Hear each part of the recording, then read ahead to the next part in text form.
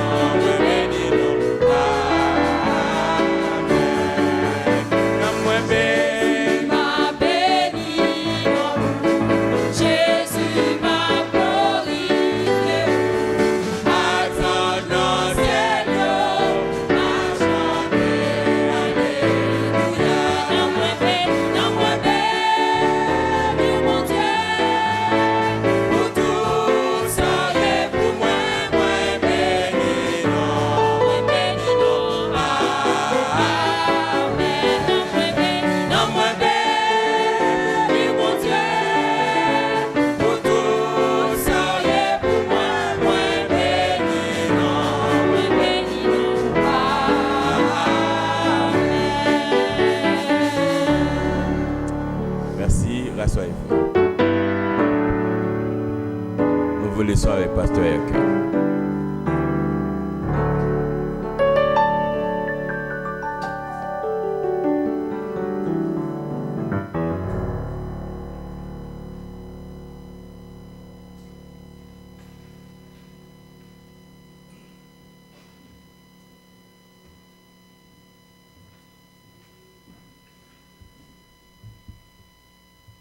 Frères et sœurs, définitivement, il ne peut y avoir sur la terre des endroits où l'on peut éprouver un immense plaisir à y être, si ce n'est qu'au pied du Seigneur.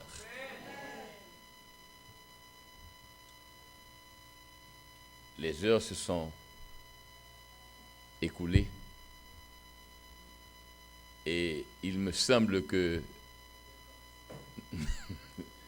t'as raison, t'es correct, t'as lu ma pensée. C'est comme si on venait à peine de commencer. Que le nom de l'Éternel soit béni. Ce soir, je veux remercier le Seigneur pour la présence de Julio, de Nancy. Quand nous avons lancé l'invitation, je pensais qu'il n'avait pas entendu. Mais je m'en réjouis car Dieu a des enfants chers à son cœur. Ils aiment également leur Dieu et le temps est fixé par Dieu lui-même. Nous sommes heureux que les enfants de Dieu soient présents, que nous y soyons et nous croyons que Dieu nous a fait du bien. Pour certains d'entre vous qui avez raté la première période présentée par Pasteur Edson, c'était vraiment bien. De la première à maintenant, nous n'avons qu'à bénir le nom de l'Éternel.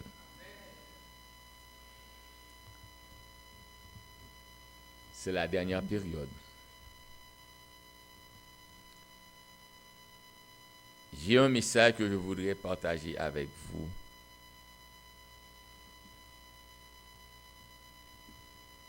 C'est l'histoire, pour moi, la plus intéressante que j'ai lue de toutes les histoires rapportées par les évangélistes. Cette histoire me permet d'admirer la puissance de la foi de celui qui se remet irréversiblement au Seigneur. J'ai bien dit, irréversiblement. Cette histoire est relatée par 3 évangélistes. Mais ce qui m'a surpris, c'est que généralement nous savons qu'il y a 4 évangiles, n'est-ce pas vrai? Et ces 4 évangiles, nous les appelons évangiles synoptiques, de synopsis, qui voudrait nous faire comprendre, nous avons une vue d'ensemble. Ils relatent le même récit et cela nous donne un tableau commun. Naturellement, des 4, permettez-moi de vous dire que Matthieu, Marc et Luc sont les 3 à pouvoir rapporter des événements communs. L'approche de Jean est bien différente des 3 autres.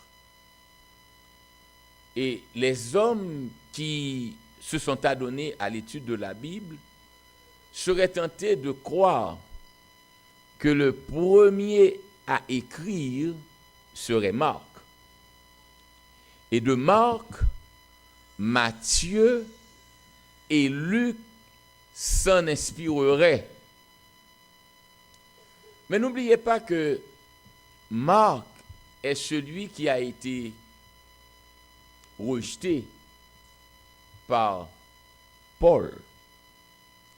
Et c'est à partir de Marc que Barnabas est obligé de se séparer de Paul, car ils étaient parents et ils ne pouvaient pas supporter l'idée de voir que pour une erreur commise par son, je crois, neveu Marc, il devrait l'abandonner pour partir avec Paul.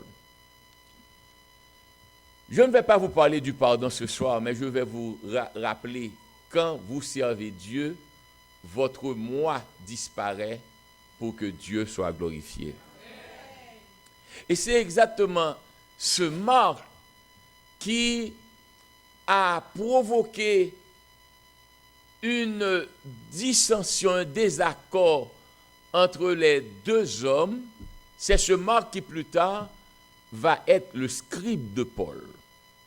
Cela veut dire que plus tard, Paul et Jean-Marc, le nom, se sont entendus, ils se sont réconciliés. Et quand vous lisez les salutations de Paul, vous allez voir qu'il déclare que Jean-Marc m'est utile pour la cause.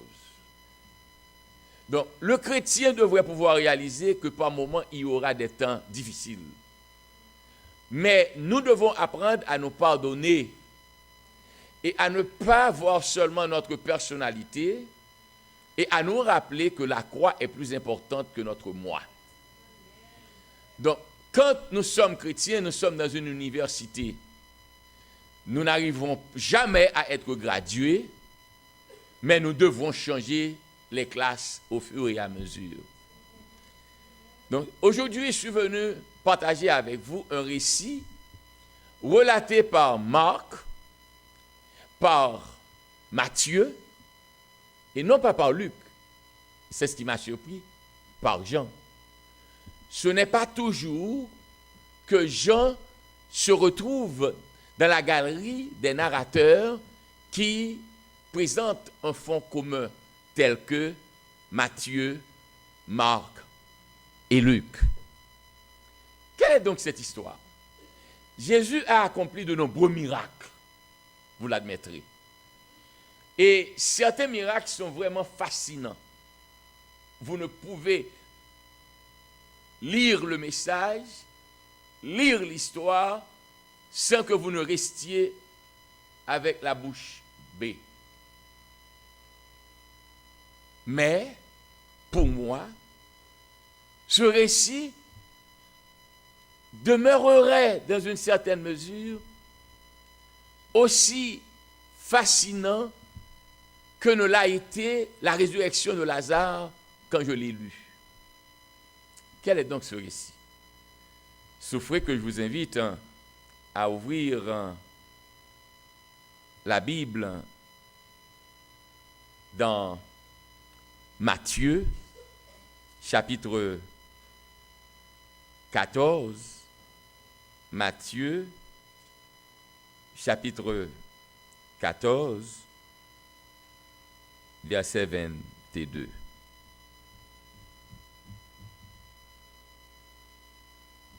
Si vous ouvrez votre Bible et que vous la tenez en main, vous allez voir qu'au début du chapitre 14, nous parlons de mort de Jean-Baptiste. Dans la subdivision faite par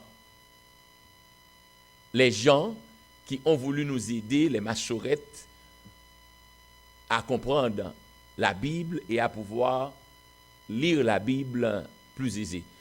Rappelez-vous très bien qu'au départ, il n'y avait pas de chapitre dans la Bible. C'est un récit.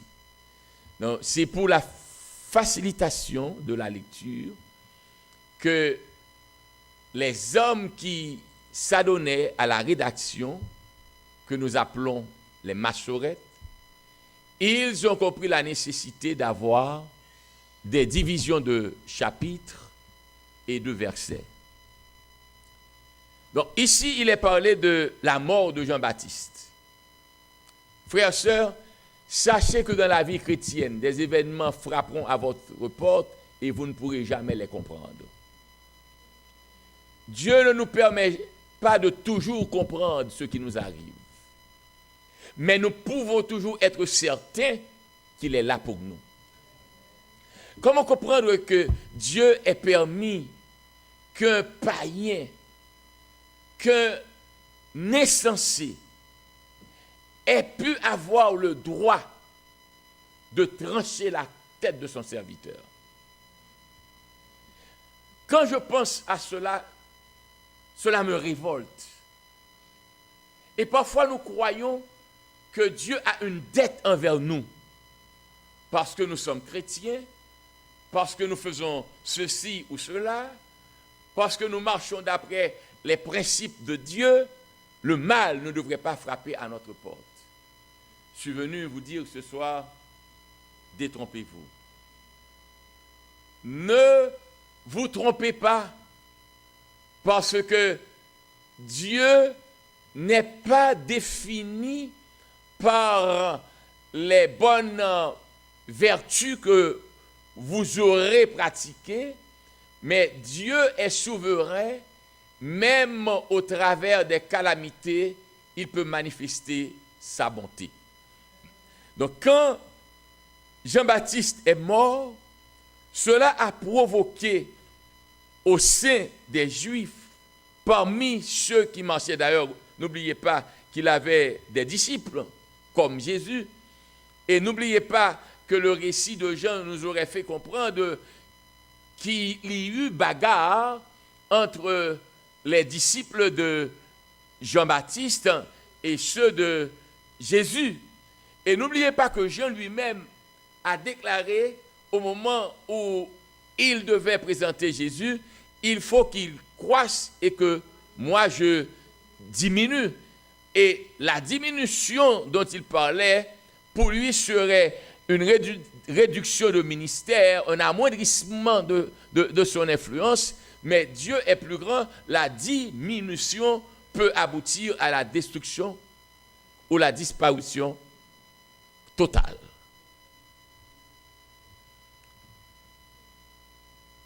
J'aurais aimé poser à ce point pour vous dire,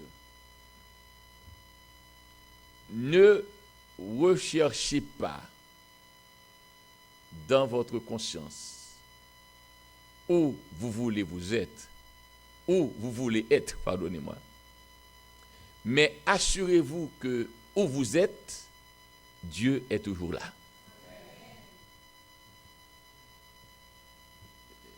Laissez-moi reprendre ce que j'ai dit. Parfois, nous faisons des rêves et nous avons des projections. C'est normal. Dieu veut que nous rêvions.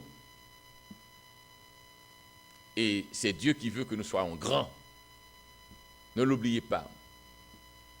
Moi, je suis contre ceux qui pensent que pour servir Dieu, il faut être petit. Dieu n'est pas petit, Dieu est grand. Et je suis également contre ceux qui pensent que pour être grand, il faut avoir de l'argent. Je suis contre cela. Ma grandeur ne se définit pas à la mesure de mon avoir, mais ma grandeur se définit par rapport à la nature de mon être. Que voulez-vous dire, Jean-Yacoub? Ce n'est pas la somme de biens que j'ai, que j'accumule. Ce n'est pas cela qui me définit. Mais ce qui me rend grand et qui me définit, c'est ma rencontre avec Jésus et ma relation profonde avec lui. Et souffrez que je vous dise, vous ne pouvez rencontrer Jésus pour que vous ne soyez pas grand. Vous ne pouvez vivre avec Jésus pour que vos problèmes ne soient pas résolus. Et ne vous mettez jamais à l'esprit parce que vous connaissez Jésus et que Jésus vit avec vous, vous n'aurez pas de problème. C'est faux. C'est faux. Mais je vous assure, vous remporterez toujours, et je souligne, toujours la victoire. Alors, Jean est mort. Et une mort ignominieuse. Jean, le serviteur de Dieu. Et encore, j'ouvrirai une parenthèse ici pour dire, beaucoup d'entre vous, vous avez ce mal que vous cultivez. Quand un chrétien fait face à une situation critique, il vit dans le péché. Vous recherchez toujours la cause de mal qui arrive à quelqu'un, mais vous ne reconnaissez pas la souveraineté de Dieu. Jean, quel péché a-t-il commis? Quel adultère a-t-il commis? Un homme droit, le seul mal qu'il a commis, c'est d'être trop direct.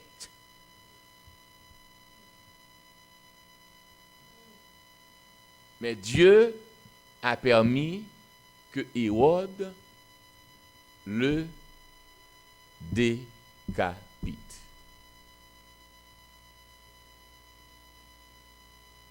La nouvelle est transmise à Jésus. Que feriez-vous à la place de Jésus?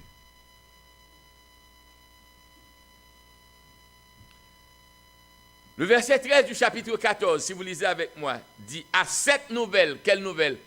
La mort de Jean-Baptiste, Jésus partit de là dans une barque pour se retirer à l'écart dans un lieu désert, et la foule, l'ayant su, sortit des villes et le suivit à pied.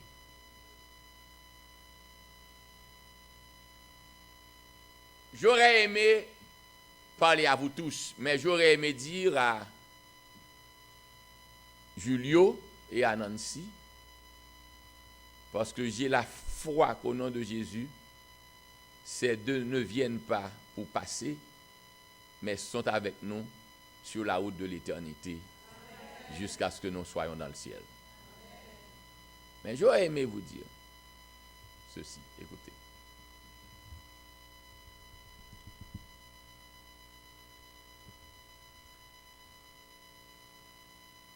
Il est bon dans la vie, écoutez-moi bien, et à vous tous je le dis, il est bon dans la vie de faire des changements.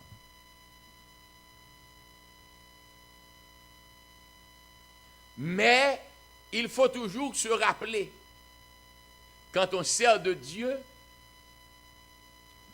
on peut changer de lieu, mais on ne peut pas changer sa relation avec Dieu. Et deux, je voudrais que tout le monde entende cela. N'abandonnez jamais votre assemblée sous prétexte que vous avez trop de problèmes dans cette église. Dans la vie, vous ne faites que changer de problème. Vous laissez cette église pour un problème, vous allez dans une autre pour un autre problème.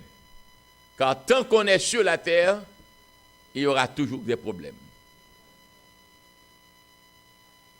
Mais ma lecture de la Bible me laisse comprendre que Jésus aimait se retirer à l'écart quand les moments sont difficiles. Savez-vous que même chez vous, vous pouvez vous retirer à l'écart? Savez-vous, sans laisser l'église, sans laisser votre communauté, vous pouvez vous retirer à l'écart? Il est des moments où vous avez besoin d'être seul à seul avec Dieu. Il y a des moments où vous ne devez pas demander aux gens de prier pour vous, mais vous devez prier pour vous-même. Il y a des moments où, pour votre sécurité, il faut être avec tout le monde, mais sans être avec personne. Mais se retrouver avec Jésus. À la mort de Jean-Baptiste, Jésus a voulu se mettre à l'écart.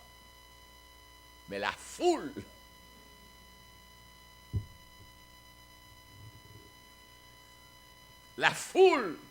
sait toujours qu'il va venir. Et la foule le précède toujours dans l'attente. Oh, savez-vous que nous devons cultiver l'habitude de la foule? Être toujours après Jésus. Ne pas lui donner du repos. Avoir toujours soif de lui. Vouloir toujours l'entendre, le rencontrer. Jésus leur a parlé, et ce que j'aime avec Jésus, même s'il fait semblant de se mettre à l'écart, mais dès que vous êtes après lui, il vous laisse le trouver. Jésus, qui a voulu se mettre à l'écart, a été poursuivi par la foule. Il a rencontré la foule, et voici ce qui va se passer. Le soir étant venu, le verset 15, les disciples s'approchèrent de lui et dirent: ce lieu est désert et l'heure est déjà avancée. Renvoie la foule afin qu'elle aille dans les villages pour s'acheter des vivres. Jésus leur répondit: ils n'ont pas besoin de s'en aller, donnez-leur vous-même à manger. Mais ils lui dirent: nous n'avons ici que 5 pains et 2 poissons. Combien?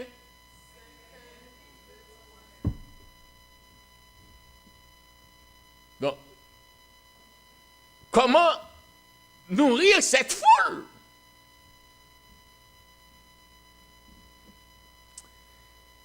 Verset 18. Et il dit, apportez-les-moi. Qu'avez-vous dans la vie qui paraît insignifiant et que vous devez remettre à Jésus? Ce que vous-même vous réalisez n'avoir pas de valeur, apportez-le à Jésus. Vous êtes arrivé à la conclusion que ça ne peut pas servir. Vous ne pouvez rien faire avec. Apportez à Jésus. Même si votre vie est brisée, personne ne veut de vous. Et quand vous passez quelque part, tout le monde vous pointe du doigt. Ne vous laissez pas envahir par le découragement, mais reprenez courage, redressez-vous, apportez-vous vous-même à Jésus. Jésus se sert toujours du reste. Jésus se sert toujours de ce que les autres ne veulent pas. Jésus se sert toujours de ce que les autres ne sont pas capables de faire pour que lui, il se manifeste et que le monde sache qu'il est Jésus. Combien? 5 pains, 2 poissons. Apportez-les-moi. Chrétien, j'ai dit à un ami que, à l'Inde, quand je parlais, je passerai 6 mois, bien que ce soit impossible, c'est une folie. Je voudrais passer 6 mois à prêcher tous les jours.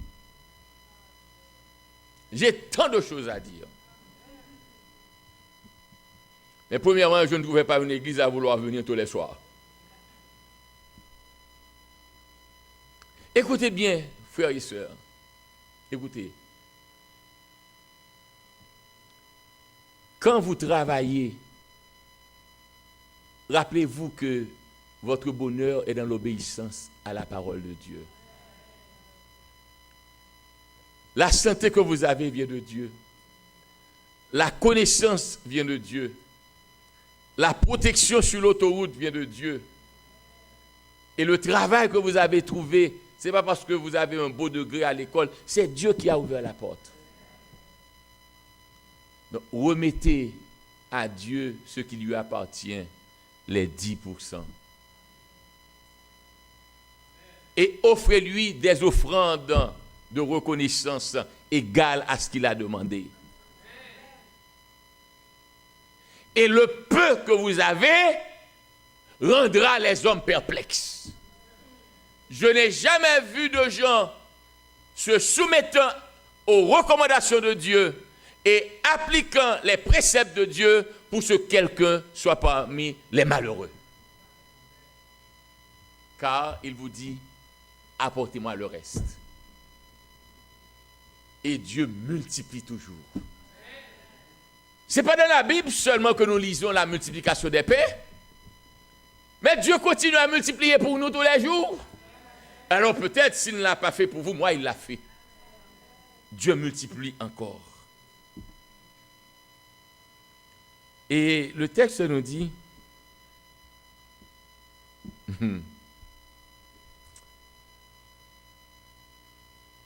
tout le monde mangea à satiété.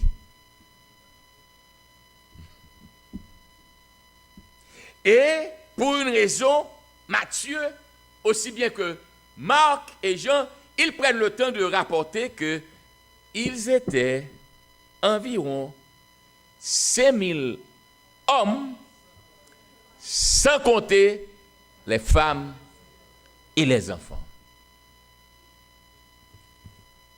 De telle sorte que les narrateurs ne rapportent jamais le nombre de gens qui étaient.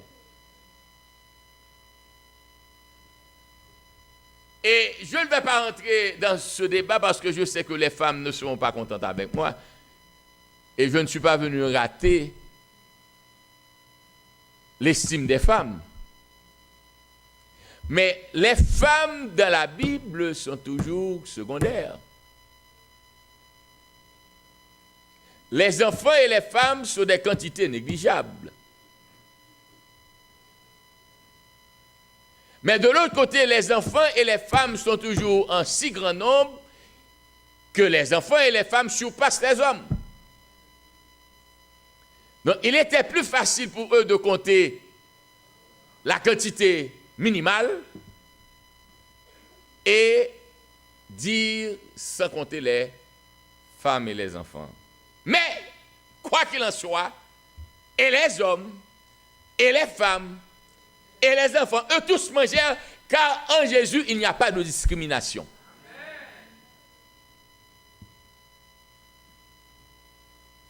Savez-vous, parfois, nous marchons avec Jésus, nous parlons de Jésus, mais nous ne comprenons pas Jésus.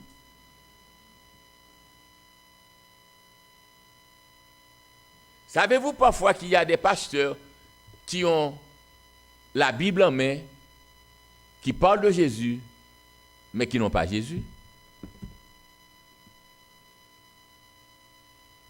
Et je crains que ce malheur ne vous arrive d'avoir une Bible en main et de ne pas connaître l'auteur de ce livre. Mon ami, les gens se sont trompés. Quand ils ont vu Jésus nourrir 5000 hommes, sans compter les femmes et les enfants, ils ont dit, bon, voici l'homme. C'est tout ce qu'il nous faut. Un président qui nous donne à manger.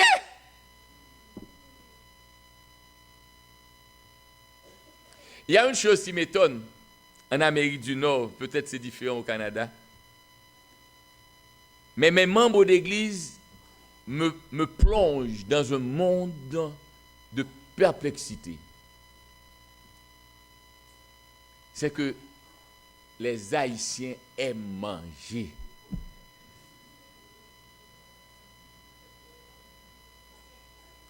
C'est Haïtien qui marche, pas comme l'autre nation encore. Haïtien même parler. Les Haïtiens aiment manger. Et il me semble qu'en Haïti, où il n'y a pas de manger, ils n'aimaient pas le manger autant qu'ils l'aiment aux États-Unis.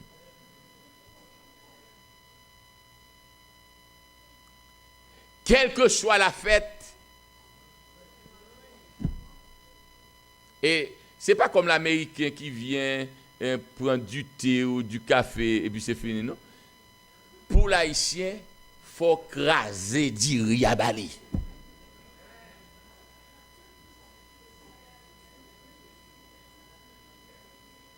Il faut qu'il mange. Donc Jésus fait leur affaire. Ce Jésus qui nous a donné du pain et du poisson, pas en parcimonie, mais avec prodigalité. Ce Jésus qui nous donne abondamment, sans mesure, et n'oubliez pas combien, 5 pains, 2 poissons. Ne demandez pas à Jésus ce qu'il peut faire pour vous quand vous lui remettez ce que vous avez vous-même. Donc, c'était clair, cet homme doit être roi. Nous avons trouvé l'homme qui va venir nous délivrer de la férule romaine. Nous avons trouvé l'homme qui va nous délivrer des bottes des soldats romains. Il nous faut faire des plans pour qu'il devienne roi. Mais mon Jésus n'est pas le roi d'un continent. Mon Jésus est le roi de l'univers. C'est comme pour ce paysan qui a rencontré le président Antoine Simon. Mais dans son quartier, le plus grand titre était caporal. Et quand il a vu le président Antoine Simon, il a dit, c'est pour la première fois qu'il a vu un chef. Et on lui dit, c'est le président. Quel souhait avez-vous pour le président? Et lui de dire au président, je souhaite que vous revenez l'année prochaine, vous soyez caporal.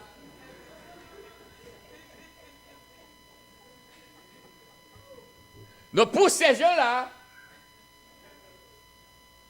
Jésus doit être le leader romain, renverser les Romains, prendre la ville de Rome et donner la liberté à tous les disciples. Et Jésus ne peut pas s'amoindrir. Jésus est déjà trop grand. Il est le roi des rois et le Seigneur des seigneurs. Donc Jésus a dit, je dois faire quelque chose. Le texte nous dit, mais n'oubliez pas, les gens de la foule déjà contactaient les disciples. Et ce qui arrive avec Jésus, Jésus vous observe, même au moment où vous croyez qu'il ne vous voit pas. Et Jésus voyait déjà toutes les conversations. Et on attendait un moment pour s'emparer de lui et le proclamer roi. Donc Jésus va faire quelque chose. Et c'est là que j'aime l'histoire. Les disciples avaient dit à Jésus de renvoyer la foule, vous vous rappelez? C'est un lieu désert. Maintenant, laissez-moi dire autrement, avant de renvoyer la foule, Jésus va renvoyer les disciples. Parfois, pour vous sauver, Jésus doit vous déplacer. Et même si vous voyez que vous souffrez au Canada, ne vous plaignez pas parce que peut-être vous ne seriez plus si vous étiez en Haïti. Quand vous servez Dieu, vous n'êtes pas maître de vous-même. Où vous êtes, sentez-vous à l'aise, mais assurez-vous que votre maître est avec vous. Jésus leur a demandé de s'en aller. Jésus a accompli exactement pour eux ce qu'ils ont demandé pour les autres. Aussitôt après, dit le texte, il obligea les disciples à monter dans la barque et à passer avant lui de l'autre côté pendant qu'il renverrait la foule.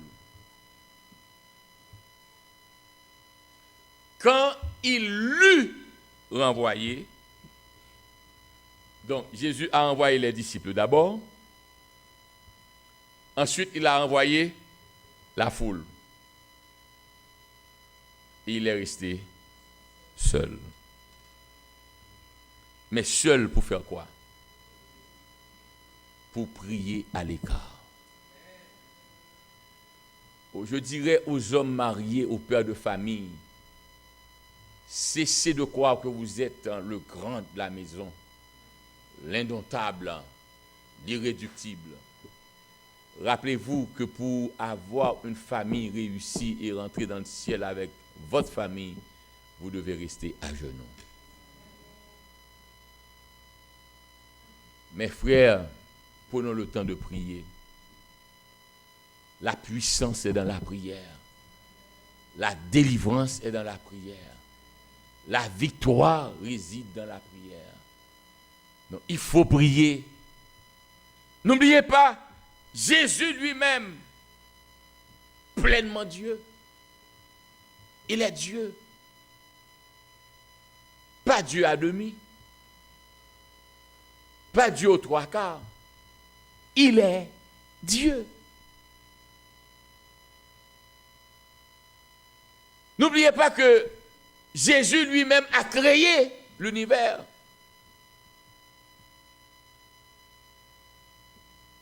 Donc, dis-moi exactement quel serait le besoin de Dieu. Pourquoi Jésus prierait-il? J'aurais aimé que l'on sache, on ne prie pas parce qu'on a des problèmes, mais on prie parce qu'on entretient une relation avec Dieu. Mais quand Jésus a regardé l'ignorance des disciples, quand Jésus a réalisé que les disciples n'ont pas compris la nature de sa mission, il a compassion pour eux, donc il est obligé de prier Dieu pour eux. Oh, le premier ancien vient de le dire. Si Jésus ne priait pas pour nous, Où serions-nous maintenant? Alors Jésus est resté seul. Je suis venu dire à une femme, je suis venu dire à un mari, outre que vous devez avoir le culte de famille, mais vous devez avoir un moment seul avec Jésus. Chaque personne doit apprendre à avoir un moment seul avec Jésus. Chaque personne doit avoir dans sa vie un petit coin où il rencontre lui-même seul Jésus. Ne définissez pas votre vie spirituelle à partir du culte du matin, le culte de midi ou le culte du soir. Non, vous devez vous exercer, vous devez faire cela. Et même à votre travail, quand on vous donne la pause, ne prenez pas la pause pour manger seulement, mais faites l'équilibre pour voir si vous pouvez passer un petit temps avec Jésus. Car si vous n'appelez pas Jésus, si vous ne vous tournez pas vers lui, il y a tant de loups-garous au travail. Ils vous mangeront tout vivant. Vous avez besoin de Jésus pour arracher leurs dents avant même qu'ils les ouvrent. Donc Jésus a prié son Père. N'oubliez pas, Dieu nous enseigne que la prière est importante. Dieu prie Dieu. Parce que Jésus voit quelle est la noirceur du temps qu'il attend. Il avance vers Golgotha. Golgotha l'attend et il ne peut pas l'échapper. Il doit faire face à Golgotha. Il y a des moments dans notre vie qui sont inévitables. Il n'y a pas de détour. C'est le feu, il faut le traverser. Donc pour le traverser, vous avez besoin de Jésus. Si Jésus ne vous couvre pas, Jésus a plus que l'habit du pompier, de l'agent de pompier. Jésus peut nous couvrir. Et bien que nous soyons dans le feu, nous ne ressentons même pas la chaleur. Alors Jésus les a renvoyés et le soir était venu. Le soir était venu. Laissez-moi vous dire que nous tous dans la vie, nous aurons un soir. Parfois vous évitez le soir, mais le soir vous enveloppe quand même. Le soir ne s'assied pas seulement à vos côtés, mais le soir s'accapare de vous. Le soir étant venu. Je ne sais pas qui d'entre vous vit un soir maintenant. Et je ne sais pas combien d'entre nous marchent vers un soir. Mais je vous rappelle que le soir peut venir. Et le soir viendra, ma sœur. Le soir étant venu, la barque, déjà au milieu de la mer, était battue par les flots car le vent était contraire. Un, il fait nuit. Deux, il y a